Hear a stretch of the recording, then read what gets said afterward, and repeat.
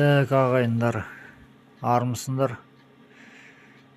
Егер осындай несушка деген инкубатор алған болсаңдар, сендерге енді ең бірінші беретін советім датчик важностьға сенбеңдер. Ішіндегі сразу осындай гидрометр, термометр алып қойыңдар.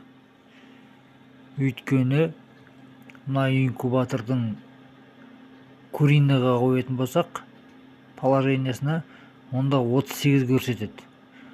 Ал 38-ге қойсаңдар, мына термометрда 41 болып көрсетеді ішіндегі нақты жылуы.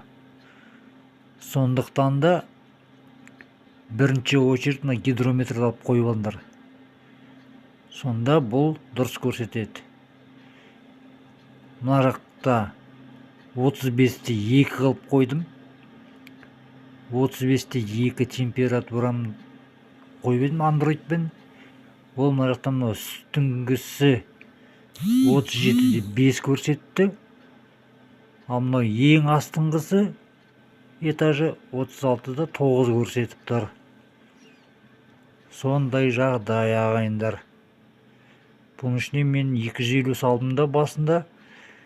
Одан 100-ны алып тастадым, 104-те. 104-ті алдым да несушкаға кеп сақ қойдым мұнараға. Несушкаға салып, осы жақтан жасап жатырмын енді қалғанын. Сол сендерге беретін ақылым.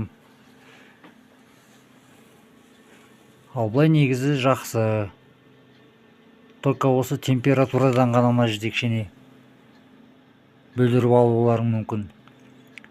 Мынаған тауықтың режимін қойсаңдар, 38-де 8-ге, 38-ге термометрдан ол 41-40 жарым көрсетеді. Сөйтіп жұмыртқаларын бұзып алады.